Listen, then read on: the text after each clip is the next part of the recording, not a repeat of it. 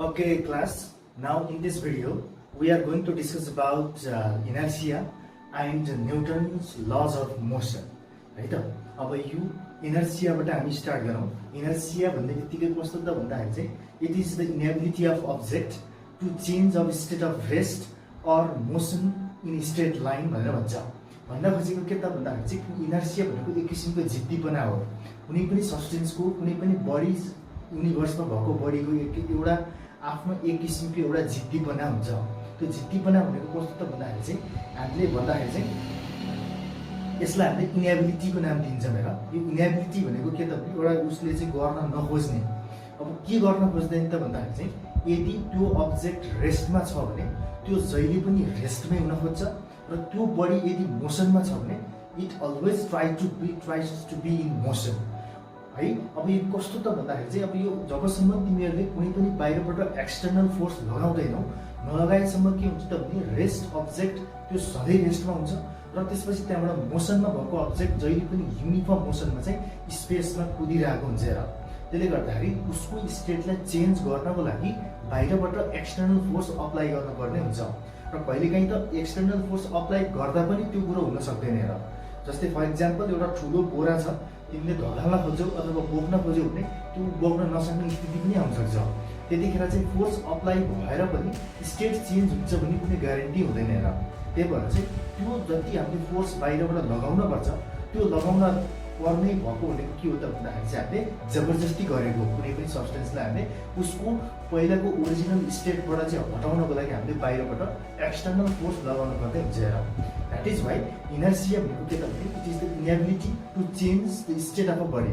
State of a body भन्ने बित्तिकै either it is at rest or may remain in uniform motion. अब रेस्टमा भएको अब्जेक्टलाई मोसनमा ल्याउनु पर्यो भने अर्को मोसनमा भइरहेको अब्जेक्टलाई हामीले चाहिँ रेस्टमा ल्याउनु पर्यो भने द्याट इन द्याट कन्डिसन बडीले चाहिँ के गर्छ त भने सकेसम्म ऊ चेन्ज हुनै खोज्दैन र त्यसलाई चाहिँ बाहिरी फोर्सले जबरजस्ती उसलाई चाहिँ चेन्ज गराउने हो. And this types of ability this types of phenomena is known as के त भन्दाखेरि चाहिँ एनर्सिया भनेर भन्छ. एनर्सिया यस्तो खालको टर्म हो जुन चाहिँ तिनीहरूको मासमा डिपेन्ड गर्छ र. अनि inertia is directly proportional to the mass of the body. जति धेरै मास हुन्छ अब्जेक्टमा त्यसमा त्यति नै धेरै के हुन्छ त भन्दाखेरि चाहिँ एनर्सिया हुन्छ. धेरै मास भएको अब्जेक्टलाई धकाल्न पनि गाह्रो हुन्छ र यदि मोसनमा छ भने त्यसलाई रेस्टमा पनि ल्याउन गाह्रो हुन्छ, धेरै फोर्स लगाउन पर्ने हुन्छ र. त्यसले गर्दाखेरि चाहिँ inertia is directly proportional to its mass as well as अर्को फ्याक्टर के पनि हो त भन्दाखेरि इनर्सिया चाहिँ एउटा कन्ट्याक्ट सर्फेस अफ कन्ट्याक्ट भनेर भन्छ हामीले. यो कुनै पनि अब्जेक्ट कस्तो खालको सर्फेसमा बसेको छ त त्यसमा पनि डिपेन्ड गर्छ. यदि एउटा अब्जेक्ट बसेको सर्फेस यदि स्मुथ छ भने त्यहाँ चाहिँ फ्रिक्सन कम हुन्छ. फ्रिक्सन कम भयो भने त्यसलाई सजिलैसँग सार्न सकिन्छ, पुल गर्न सकिन्छ, पुस गर्न सकिन्छ, त्यसलाई सडनली मुभ गर्न सकिन्छ. बट इफ सर्फेस अफ कन्ट्याक्टमा धेरै जसो रफ सर्फेस छ यानि कि धेरै फ्रिक्सन हुने खालको सर्फेस छ भने त्यसमा हामीले बडी फोर्स अप्लाई गर्न पर्ने हुन्छ. So from this section the conclusion is के त भन्दाखेरि the main factors of inertia भनेको के हो त भन्दाखेरि चाहिँ the mass of a body and surface area of contact. र त्यसपछि surface area मा पनि के हुन्छ त भन्दाखेरि चाहिँ भर पर्छ. Now let us discuss about the types of inertia. The types of inertia is basically divided into three types. है अब 3 वटा टाइप्स हुन्छ. एउटा भनेको inertia of motion, अर्को भनेको inertia of rest अनि अर्को भनेको इनर्सिया अफ डिरेक्सन. यसरी चाहिँ छुट्याइन्छ र. इनर्सिया अफ मोसन भनेको के त भन्दाखेरि चाहिँ it is a type of inertia in which the body tries to remain in motion. जहिले पनि मोसनमै मात्रै हुन खोज्ने, ऊ रेस्टमा आउन नखोज्ने. यदि रेस्टमा आउन पर्यो भने उसलाई बाहिरबाट जबरजस्ती एक्सटर्नल फोर्स अप्लाई गर्नुपर्ने हुन्छ र. द्याट इज वाइ त्यो मोसनमा हुने खालको एनर्सियालाई हामीले इनर्सिया अफ मोसन भनेर भन्छौँ. Likewise inertia of rest. Inertia of rest भनेको चाहिँ कस्तो त भन्दाखेरि चाहिँ a type of inertia in which a body tries to remain at rest. जहिले पनि त्यो के त भन्दाखेरि रेस्टमै मात्रै बस्न खोज्ने र यदि रेस्टमा भएको अब्जेक्टलाई तिमीहरूले मोसनमा ल्याउनु पर्यो भने बाहिरबाट एक्सटर्नल फोर्स लगाउनु पर्ने हुन्छ र. त्यसले गर्दाखेरि चाहिँ त्यस्तो खालको अटेरीपना रेस्टबाट बाहिर हट्न नखोज्ने खालको पनालाई के भन्छ त भन्दाखेरि चाहिँ इनर्सिया अफ रेस्ट भनेर भन्छौँ. Likewise, inertia of direction. It is a type of inertia in which a body cannot change its direction by itself from original direction. कुनै अब्जेक्ट एउटा ओरिजिनल डिरेक्सनमा गइरहेछ भने त्यो डिरेक्सनमा गइरहेको अब्जेक्टलाई अब सडनली अर्को डिरेक्सनमा चेन्ज हुनको लागि ऊ नखोज्ने. फर एक्जाम्पल, अब if we are on the moving bus अनि अब मुभिङ बसले सडनली टर्न गर्न पर्यो भने कुनै गाडी त टर्न गर्ने बित्तिकै हामी गाडी यता गयो भने हामी यतापट्टि ढल्किन्छौँ, गाडी यतापट्टि गयो भने हामी गाडीबाट यतापट्टि ढल्किन्छौँ. इट मिन्स के त भन्दा चाहिँ गाडी जुन डिरेक्सनमा मोडेको हुन्छ, टर्न भएको हुन्छ, हामी त्यसको अपोजिट डिरेक्सनमा हामी फलो हुन्छ. यसको मतलब के त भन्दा चाहिँ यो हाम्रो इनर्सिया हो र हामी बसभित्र बसेको जुन प्यासेन्जर छ उनीहरूको एउटा ओरिजिनल डिरेक्सन एक्जिस्ट भएको हुन्छ. र जब बसले सडनली टर्न लिन्छ, टर्न लिने बित्तिकै भित्रपट्टिको प्यासेन्जरको जुन ओरिजिनल डिरेक्सन थियो इनर्सिया डिरेक्सनको कारणले गर्दा के हुन्छ भन्दाखेरि बस टर्न भइसकेको हुन्छ, बट हाम्रो बडी चाहिँ के हुन्छ भने ओरिजिनल डिरेक्सनको जानलाई चेन्ज गरिरहेको हुन्छ, खोजिरहेको हुन्छ. र इन द्याट कन्डिसन हाम्रो बडी चाहिँ त्यहाँबाट चाहिँ बाहिरपट्टि अथवा साइडतिर हाम्रो शरीर के हुन्छ त भन्दाखेरि हुर्किन्छ. Okay, like this way this types all this things are going to discuss in this video. अब यसमा चाहिँ न्युटन्स, अब यही इनर्सियाबाट चाहिँ त्यहाँबाट चाहिँ के आयो त भन्दाखेरि चाहिँ न्युटन्स लज अफ मोसन भनिरहेछ. एन्ड न्युटन भन्ने साइन्टिस्टले 3टा लज दिएछ on the basis of this motion. र यसमा चाहिँ Newton's first law, Newton's second law र न्युटन्स थर्ड ल भनेर हामीले आज डिस्क्राइब गर्नेवाला छौँ. Let us describe in this video. To understand inertia, we need to look at Newton's first law of motion again. Here it is. In simple words, this means that objects tend to keep on doing what they are doing. It is the natural tendency of every object to resist change in their state of motion. If they are at rest, they would prefer staying at rest, and if they are moving at a constant velocity, they would want to continue doing so. This tendency of objects is called nothing but inertia. It's the natural tendency of an object to resist change in its state of motion. Yes, you already knew what inertia is. And yes, Newton's first law of motion is also called the law of inertia.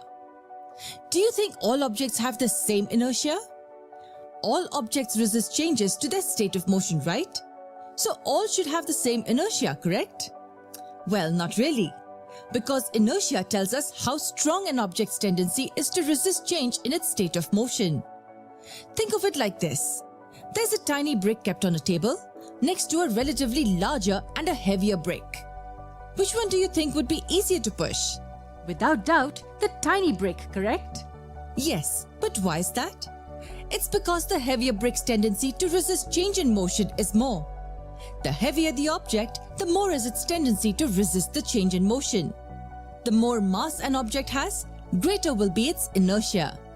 So if we apply equal force to both these bricks, the tiny brick will move further as compared to the larger brick. The heavier brick has more inertia. How can we relate inertia and mass? Inertia is the tendency of an object to resist changes to its state of motion, and the mass of an object is the measure of its inertia. In the next part of this video, we will understand this relation with a few interesting examples.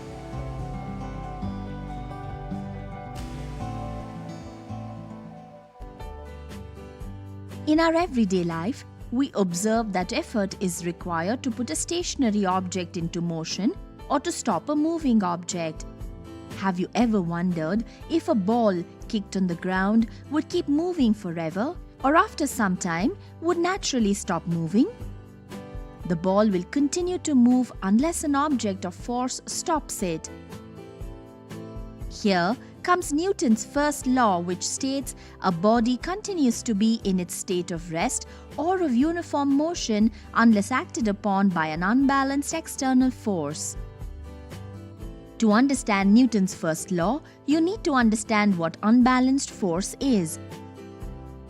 If you have seen a game of tug of war, you would have seen two teams pulling a rope in opposite directions. If the rope doesn't move, the forces applied by the teams are balanced forces as they are of equal magnitude in opposite direction. If one of the team applies greater force, it pulls the other team and the rope towards their side. In this case, the forces are unbalanced as the two forces are of unequal magnitudes in the opposite directions. If one of the team lets go of the rope, the opposite team falls backwards. This tendency to fall backwards despite letting go of the rope is due to inertia. That is, if an object is at rest, it tends to remain at rest, and if it is in motion, it tends to stay in motion. This property of an object is called its inertia. Inertia can be classified into three categories: inertia of rest, inertia of direction, inertia of motion. Certain experiences that we have while traveling in a bus can be explained on the basis of the law of inertia. When a passenger is standing in a stationary bus that suddenly moves, the movement pushes the passenger backward. Why does this happen? This is due to the inertia of rest experienced by the passenger in the upper part of his body. The body is at rest when the bus is at rest. When the bus starts, all of a sudden, the lower part of the body is in contact with the vehicle that started moving, whereas the upper part of the body continues to be at rest because of the inertia of rest. Inertia of rest is a tendency of a body to resist any change in its state of rest. What happens when a fast-moving bus negotiates a right-hand curve on the road? The passengers will tilt to the left. Inertia of direction is the tendency of a body to oppose any change in the direction of its motion. With the application of sharp brakes, the bus stops all of a sudden and the passengers tend to fall forward. This is due to inertia of motion experienced by the upper part of the body. When the bus is moving, the whole body of the passenger is in a state of motion. A sudden halt caused by the lower part of the passenger's body that is in contact with the bus comes to rest. However, the upper portion of the body remains in the state of motion due to the inertia of motion, causing the passenger to fall forward when the bus stops suddenly. Inertia of motion is a tendency of a body to resist a change in its state of uniform motion. Now let us discuss about some examples of Newton's first law of motion. The first example is when a mango tree is shaken, mango falls down. के हो त भन्दाखेरि mango tree अथवा Apple tree जुनसुकै tree होस्, बोटहरू यसरी हल्लाउँदाखेरि माथिबाट के हुन्छ त भन्दाखेरि फ्रुट्सहरू झर्छ. What is the main reason behind it? के त भन्दाखेरि चाहिँ जब हामीले चाहिँ बोटहरू हल्लाउँछौँ, ब्रान्चेसहरू के हुन्छ त भने suddenly it comes into the motion. Branches of the tree suddenly comes into the motion but not fruit. Fruit चाहिँ के हुन्छ त भने due to inertia of rest it tries to remain at rest, है. It tends to remain at rest due to which के हुन्छ त भन्दाखेरि चाहिँ ब्रान्चेस सडनली मोसनमा आइदिन्छ र त्यहाँ भएको सबै फ्रुट्सहरू के हुन्छ त भने रेस्टमा गइदिन्छ. त्यसले गर्दाखेरि के हुन्छ त भन्दाखेरि चाहिँ त्यो जुन ब्रान्चमा एट्याच भएर बसेको हुन्छ त्यो एट्याच के हुन्छ त भन्दा अब डिट्याच भइदिन्छ, कि मतलब छुट्टिन्छ र छुट्टिएपछि के हुन्छ त भन्दाखेरि चाहिँ माथिबाट चाहिँ के हुन्छ त भन्दाखेरि फ्रुटहरू फल अफ हुन्छ. लाइकवाइज त्यहाँ धेरै इक्जाम्पल्सहरू छ, जस्तै अब when wet shirt is flat, होइन, the water droplets come out. भन्न खोजेको के त भन्दाखेरि चाहिँ हामीले कपडा सुकाउने बेलामा कपडालाई हामीले यसरी झड्काउँछौँ. झड्काउँदाखेरि के हुन्छ त भन्दाखेरि चाहिँ हाम्रो त्यो त्यहाँ भएको पानीहरू जति वाटर ड्रपलेट्स हुन्छ त्यो चाहिँ के हुन्छ त भने बाछिटा बनेर झर्छ. नाउ त्यो कपडालाई फ्ल्याप गरेको बेलामा अथवा झड्काएको बेलामा किन चाहिँ त्यो अब वाटर ड्रपलेट्स फल अफ हुन्छ त भन्दाखेरि चाहिँ when we flap the shirt के हुन्छ त भने the shirt suddenly comes into the motion but not water droplets inside the shirt. सर्टभित्र भएको वाटरहरूमा चाहिँ के हुन त भन्दाखेरि चाहिँ सडनली मोसनमा आउँदैन. किन आउँदैन त भन्दा due to inertia of rest, किनकि त्यहाँभित्र भएको प्रत्येक ड्रपलेट्सहरू के हुन्छ त भने इनर्सिया अफ रेस्टमा हुन्छ but shirt suddenly comes into the motion. That is why के त भन्दाखेरि चाहिँ त्यो त्यहाँ सर्टबाट के हुन्छ त भन्दाखेरि चाहिँ वाटर ड्रपलेट्सहरू फल हुन्छ.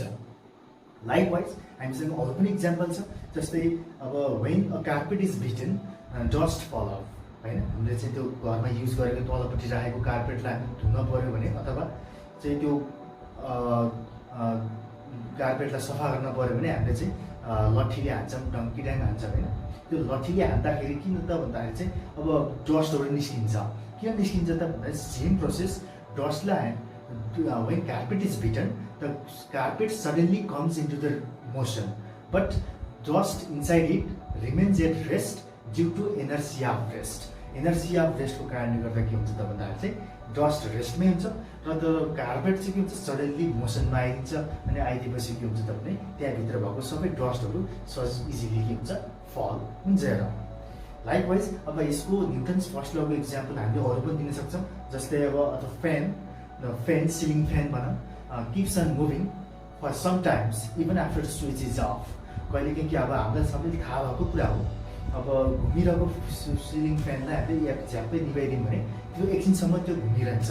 न what is the main reason behind भन्दाखेरि चाहिँ due to inertia of motion. पहिला त्यो मोसनमा भइरहेको हुन्छ जब तिमीले चाहिँ प्लग अफ गरिदिन्छौ गर्दैछ इनर्सिया अफ मोसनको कारणले गर्दा के हुन्छ त भने एकछिनसम्म त्यो घुमि नै रहन्छ but after some times it stops. Now why does it stop means किनकि त त्यहाँभित्र फ्रिक्सन हुन्छ फ्रिक्सनल फोर्सको कारणले गर्दा बिस्तारै बिस्तारै त्यसपछि के हुन्छ त भन्दाखेरि त्यो स्टप हुन्छ। Now there are so many examples. Now the most important example is when a bus suddenly moves then the passenger standing on a bus falls backward. गाडी भत्त चल्यो भने के हुन्छ हामी पछाडिपट्टि उभिन्छ। That is also the example and it is well explain in this video and as well as when bus suddenly comes into the rest होइन झ्याप्पै चाहिँ कुदिरहेको बस झ्याप्पै अब रेस्टमा आइदियो भने के हुन्छ त फेरि भन्दाखेरि चाहिँ हामी अगाडिपट्टि उभिन्छौँ। So we fall the passenger fall forward when a bus stop suddenly and this also the example of के त भन्दाखेरि Newton's first law of motion. The most important question from this section is why is it dangerous to jump from moving vehicles होइन।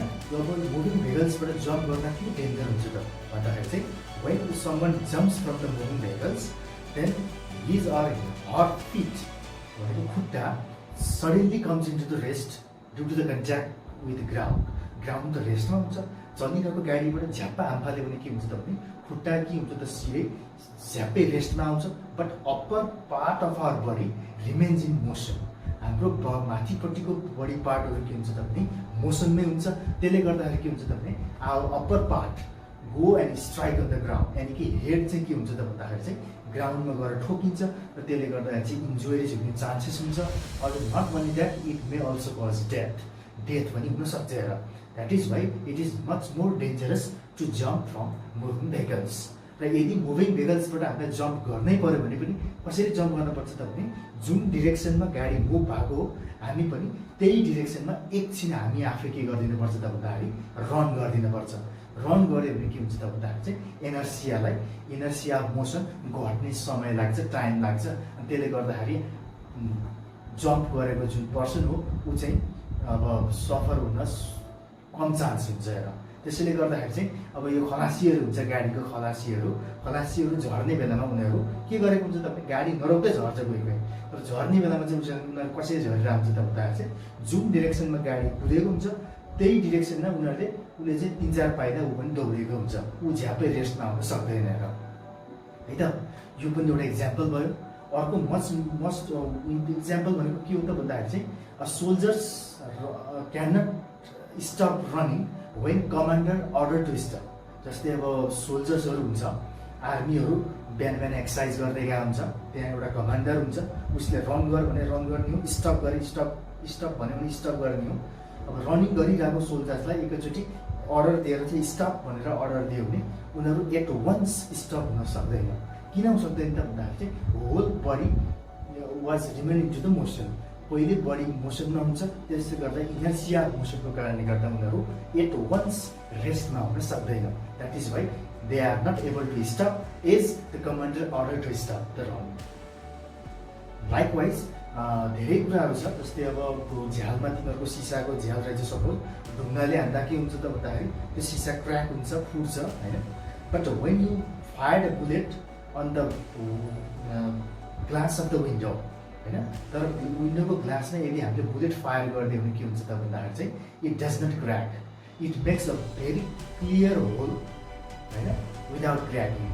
यसलाई चाहिँ के हुन्छ त भन्दाखेरि चाहिँ यदि तिमीहरूले चाहिँ अब झ्यालको सिसामा चाहिँ बुलेट हालिदियो भने के हुन्छ त गोली हाल्यो भने चाहिँ त्यो गोलीले त्यो कुनै पनि सिसालाई कतै कुनै पनि पार्टलाई चर्काउन जस्ट उसको आफ्नो बुलेटको साइज बराबरको होल बनाएर चाहिँ जान्छ र किन त्यस्तो भयो त भन्दा चाहिँ the velocity of bullet is much more faster यति धेरै फास्ट हुन्छ कि भेलोसिटी अफ बुलेट कि उसले आफ्नो साइज बराबरको मात्रै पार्टिकललाई चाहिँ मोसन सेयर गर्छ र बाँकी जति नाइबरिङ मोलिकुल्सहरू छ उनीहरू पहिलेदेखि इनर्सिया अफ रेस्टमा हुन्छ त्यो इनर्सिया अफ रेस्टमा भएको कारणले गर्दाखेरि चाहिँ एकदम छिटो मोसन उनीहरूले डिटेक्टै गर्न भ्याउँदैन त्यसले गर्दाखेरि चाहिँ सिसा क्र्याक हुने चान्सेसै हुँदैन एउटा so these are the very things very examples these are the examples of के त भन्दाखेरि चाहिँ Newton's first law of motion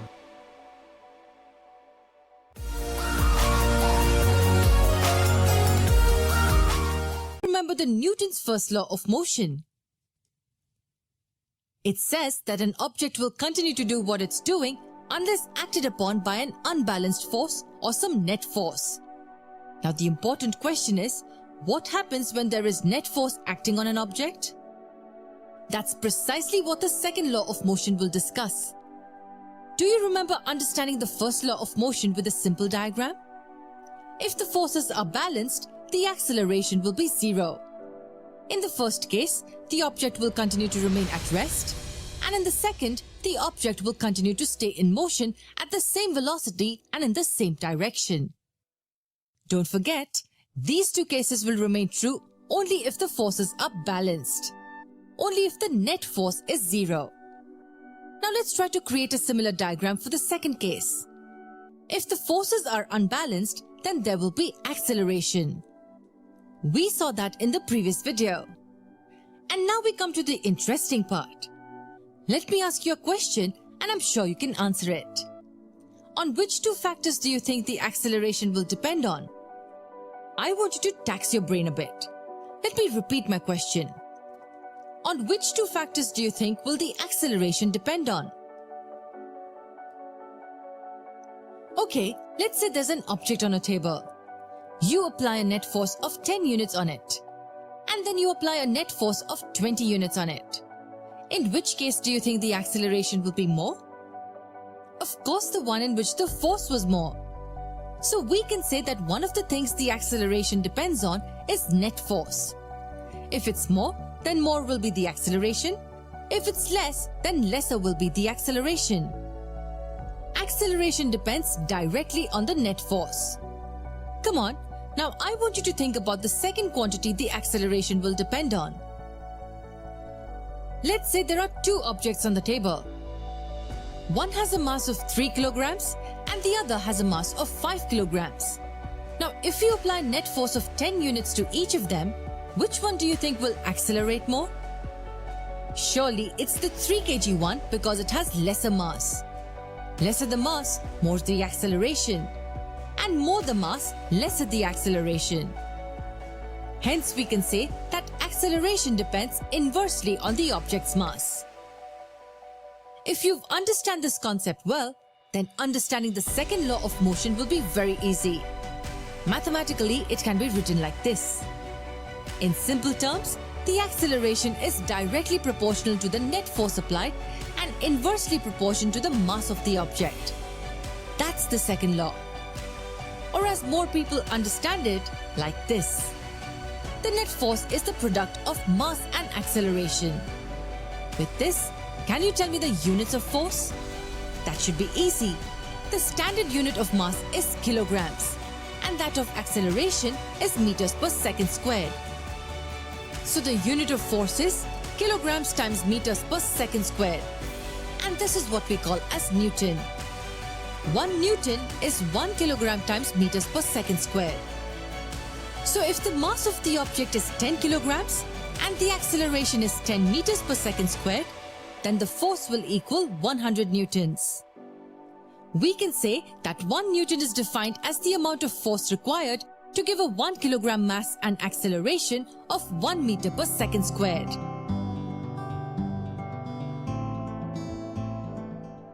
The main conclusion of Newton's second law of motion is F equals to ma. सबै कुराहरु यही F equals to ma भित्र आएर coincide भएको छ हेर. Now, the main important question भनेको proof हो. F equals to MA भन्ने फर्मुलाको एकदम ठुलो एप्लिकेसन छ र यसको प्रुफ चाहिँ हाम्रो सबैभन्दा इम्पोर्टेन्ट क्वेसन हो हेर. So let us consider a body of mass m is accelerated by a metre per second square है त. यसलाई a मिटर पर सेकेन्ड स्क्वायरले एक्सिलरेट गरौँ by applying force of F newton. Suppose F भन्ने force F newton भन्ने फोर्सलाई apply गरियो on a mass of body m. Then according to the Newton's second law of motion के त भने acceleration produced on a body is के त भन्दाखेरि चाहिँ directly proportional to the force applied हैन. अब फोर्स एप्लाई गर्ने बेलामा के भयो त भने that means acceleration is directly proportional to F हैन.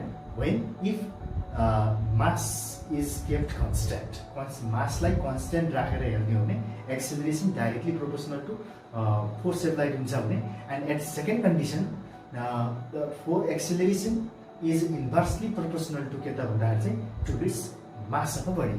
बडीको माससँग चाहिँ के हुन्छ त भने इन्भर्सली प्रोपोर्सनल हुन्छ. द्याट मिन्स के त भने acceleration is inversely proportional and it is directly proportional to 1 by m, which becomes second equation. Now when combining this first equation and second equation, we can get acceleration is directly proportional to F by m. र यसलाई cross multiply गर्ने हो भने के हुन्छ त भने F is directly proportional to ma भनेर आउँछ. र त्यो ma मा directly proportionality जुन constant छ, while removing this proportionality constant, we have to assume some constant, and let us take that constant equals to k. एउटा के भन्ने एउटा कन्स्टेन्ट राखौँ, त्यसले चाहिँ प्रोपोर्सनालिटी कन्स्टेन्टलाई रिप्लेस गर्छ र. That is why we can say that अब यो प्रोपोर्सनालिटी कन्स्टेन्टलाई हटाएर हामीले इक्वल्स टु हाल्न पर्ने हुन्छ, यसलाई इक्वेसन बनाउनु पर्ने हुन्छ. त्यसले गर्दाखेरि हामीले के सपोज गर्छौँ and that k is known as proportionality constant है त. त्यसले गर्दा हाम्रो इक्वेसन कस्तो गर्दा भन्दाखेरि F इक्वल्स टु के डट MA भयो, अनि के MA भयो, के मल्टिप्लाइड बाई MA भयो. If the value of k is 1, in that condition, what will happen is F equals to 1 into m, and finally we can get F equals to m. This is the important proof of Newton's second law of motion. Likewise, अब यसमा यसको describe गर्दै जाँदाखेरि newton second law of motion भित्र एउटा momentum भन्ने पनि एउटा म्याथमेटिकल टुल्स आउँछ. एउटा म्याथमेटिक जस्तो मोमेन्टम भनेको चाहिँ के त भन्दाखेरि चाहिँ मोमेन्टम भनेको it is the mathematical tools and that is calculated by mass into velocity of a body. Mass of a body and its velocity of body. The product of mass and velocity of a body gives the momentum. It is denoted by capital P हैन. र capital P भन्ने बित्तिकै capital P equals to m into v, यानि कि मास into velocity. जति धेरै मास त्यति धेरै मोमेन्टम, जति धेरै भेलोसिटी त्यति धेरै के हुन्छ त भन्दाखेरि चाहिँ मोमेन्टम हुन्छ. मोमेन्टम भन्ने बित्तिकै एक किसिमको एउटा एनर्जी हो है त. अब Newton second law of motion मोमेन्टममा पनि आधारित हुन्छ. Now according to the Newton second law F equals to ma. यदि F इक्वल्स टु ma हो भने a भनेको चाहिँ के हो त भने a equals to v minus u by t. यो हाम्रो फर्मुला हो. र a को ठाउँमा यदि यो भ्यालु लगेर राख्ने हो भने के हुन्छ त भने F इक्वल्स टु m अनि v minus u by t हुन्छ. त्यसले गर्दाखेरि माथिपट्टिको न्युमेरेटरमा m ले भित्र ब्र्याकेट खोल्दा के हुन्छ त भन्दाखेरि F equals to mv minus mu by t. mv भनेको चाहिँ फाइनल मोमेन्टम हो, फाइनल भेलोसिटीबाट आएको मोमेन्टम फाइनल मोमेन्टम. mu भनेको इनिसियल भेलोसिटी हो र इनिसियल भेलोसिटीबाट आएको momentum initial momentum. As a result final momentum minus initial momentum gives change in momentum, and we can say that F equals to change in momentum by time taken. अब by time taken भन्ने बित्तिकै time टेकनले divide गर्ने बित्तिकै कुनै पनि quantity रेटमा change हुन्छ. So we can say that के त भन्दाखेरि the force applied on a body is directly proportional to the rate of change of momentum, यानी कि equals to the rate of change of momentum गर्छ. र तलपट्टिको जुन टाइम छ and that t is known as time of impact.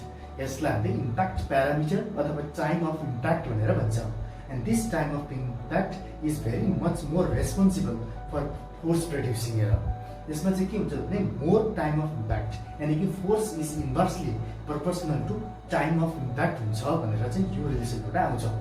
अब Newton second लको सबैभन्दा important एउटा conclusion भनेको the force applied in a body is equal to the rate of change of momentum हुन्छ। And not only that, force is directly inversely proportional to के त भन्दाखेरि चाहिँ time of impact. अब यसमा चाहिँ जति धेरै टाइम अफ इम्प्याक्ट हुन्छ त्यति नै कम फोर्स हुन्छ, जति थोरै टाइम अफ इम्प्याक्ट हुन्छ त्यति नै लार्ज फोर्सले के हुन्छ त भन्दाखेरि चाहिँ हिट हुन्छ अथवा लार्ज फोर्स प्रड्युस हुन्छ। यसको धेरै इक्जाम्पल्सहरू छ। There are so many examples of Newton second law of motion. The first one is the cricketer while catching a ball pulls his hand backward. भन्न खोजेको के त भने क्रिकेटरहरूले फिल्डिङ बस्दाखेरि ब्याट्सम्यानले हानेको बललाई क्याच गर्न पर्यो भने बललाई उसले के गर्छ त हात यसरी चाहिँ ब्याक हटाउँछ। त्यो ब्याक हटाउनुको अर्थ के हो त भन्दाखेरि चाहिँ क्रिकेट बल बोल्नु हुन्छ हेर, it has more mass than other types of ball होइन। त्यसले गर्दाखेरि चाहिँ त्यो हातलाई त्यसरी पछाडि हटाउने बित्तिकै के हुन्छ त भन्दाखेरि चाहिँ ठोकिने टाइम बढी हुन्छ। इम्प्याक्ट भनेको ठोकिने, टाइम अफ इम्प्याक्ट बढाउनको लागि चाहिँ उसले के गर्छ त भन्दाखेरि हातलाई पछाडि हटाउँछ। पछाडि हटाउने बित्तिकै के हुन्छ त भने बलले हातलाई छुने टाइम बढ्छ, यानि कि टाइम अफ इम्प्याक्ट बढ्छ। टाइम अफ इम्प्याक्ट बढ्ने बित्तिकै के हुन्छ त भन्दाखेरि फोर्सको भ्यालु घट्छ। फोर्सको भ्यालु घट्नु भनेको फोर्स बललाई उसले स्ट्रङ फोर्स लगाएर क्याच गर्न सक्छ। अनि अर्को कुरो बलको फोर्स पनि हातमा के हुन्छ त भने कम लाग्छ। त्यसले गर्दा क्रिकेटर्सको हातमा चाहिँ इन्जुरिज कम गराउँछ त्यसले। That is why they always pull their hands backward while catching the ball, cricket ball होइन।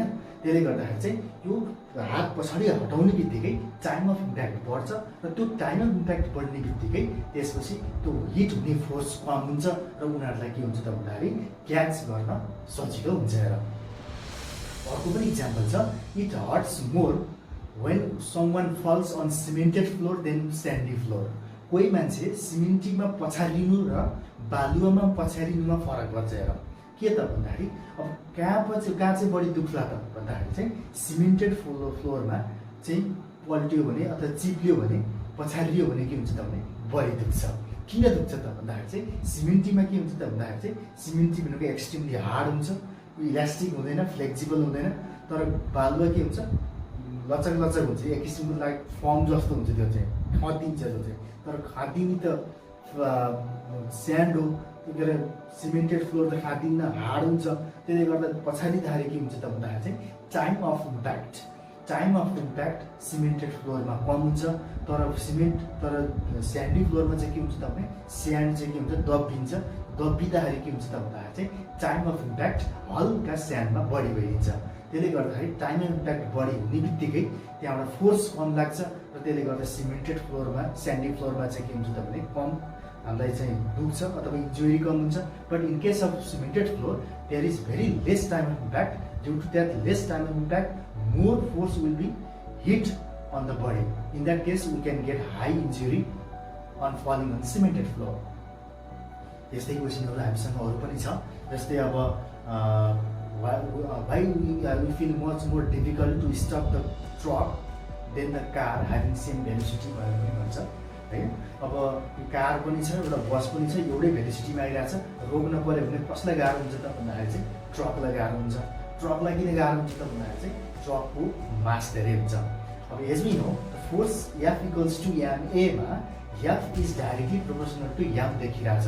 इट मिन्स यदि धेरै मास छ भने त्यसलाई धेरै फोर्स लगाउनु पर्ने हुन्छ।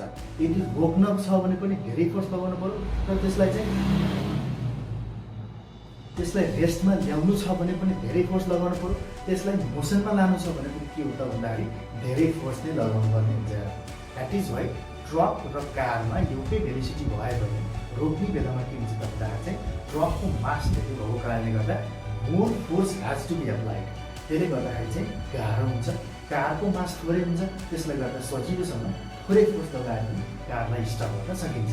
इन द सेम वे यदि रोकिएको कारलाई धकाल्न पर्यो भने अथवा रोकिएको ट्रकलाई धकाल्न पर्यो भने कसलाई गाह्रो हुन्छ त भन्दाखेरि चाहिँ ट्रकलाई नै गाह्रो हुन्छ। किन त भन्दाखेरि force is directly proportional to mass of the body. ट्रकको मास बढी हुन्छ र त्यसलाई धकाल्नु छ भने के हुन्छ त भन्दाखेरि धेरै नै फोर्स चाहिन्छ। त्यही भएर धेरै फोर्स लाउनु पर्ने बित्तिकै हामीलाई त्यो काम गाह्रो हुन्छ हैन। यस्तो कुराहरू सबै कुराहरू छन्। जस्तै अब अर्को पनि छ, जस्तै टेनिस बल र क्रिकेट बल। अब which one is more difficult to catch भन्दाखेरि अभियसली क्रिकेट बल नै हुन्छ। अब क्रिकेट बल किन हुन्छ त भन्दा त्यसको मास बढी हुन्छ, क्रिकेट अब टेनिस बलको मास थोरै हुन्छ। त्यसले गर्दा ठुलो मासलाई रोक्नको लागि धेरै फोर्स लगाउनु पर्ने हुन्छ। अनि त्यहाँबाट सानो टेनिस बल त्यो हल्का हुन्छ, त्यसलाई कम फोर्स लगाए पनि हुन्छ। द्याट इज वाइ त्यहाँबाट धेरै फोर्स लगाउन परे हामीलाई त्यो गाह्रो भयो, थोरै फोर्स लगाउन परे त्यो हामीलाई सजिलो भयो। And these all are the examples of के त भन्दाखेरि चाहिँ Newton's second law of motion.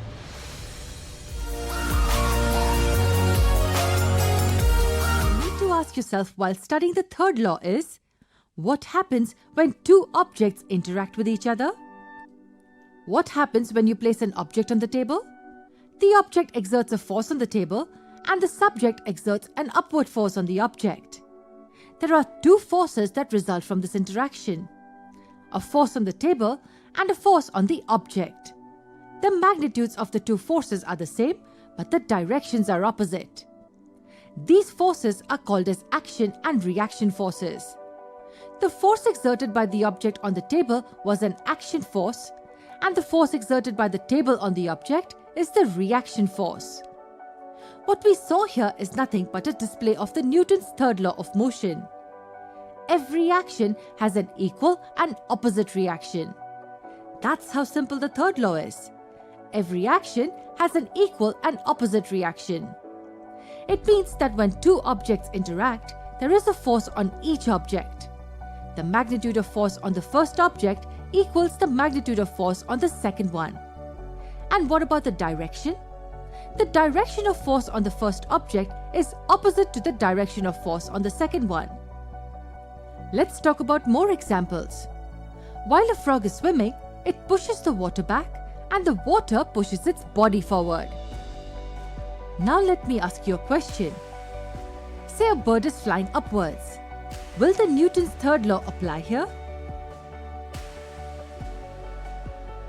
Sometimes the third law is not so obvious. You'd probably say that the bird is the only object here and there's no second object. But that's not correct. The wings of the bird push the air downwards and the air pushes the bird upwards. Action and reaction forces make it possible for birds to fly. We take one last example to understand something very interesting about the third law. What happens when a gun is fired? You're right, it exerts a forward force on the bullet. And the bullet exerts an equal and opposite reaction force on the gun. And this exists in recoil of the gun. A perfect example of Newton's third law. But hold on. If the force exerted by the gun on the bullet is the same as the force exerted by the bullet on the gun, then why doesn't the gun recoil with the same acceleration as the bullet? The gun recoils, yes, but it doesn't recoil at the same acceleration as the bullet, right? Same magnitude of forces, but different accelerations. Why do you think this happens? Okay, so if your concept of the second law of motion was clear, you wouldn't really be surprised with this. The second law of motion says that the force is the product of the object's mass and acceleration. Or the acceleration of the object is equal to the force over its mass. What does this tell us? Yes, if the mass is more, then the acceleration will be less. In this example, the mass of the gun is much more than that of the bullet. Hence, the acceleration of the rifle is lesser than that of the bullet. If you're in a boat and step out of it onto the land, there are two forces involved. You pushing the boat behind and the boat pushing you forward. And that's why you see the boat go behind when you go forward. Now let's say a sailor jumps off a huge ship. The sailor does apply a force on the ship and the ship also applies a force on the sailor. But do you think the ship will accelerate as much as the sailor? Not really. And I think you know why.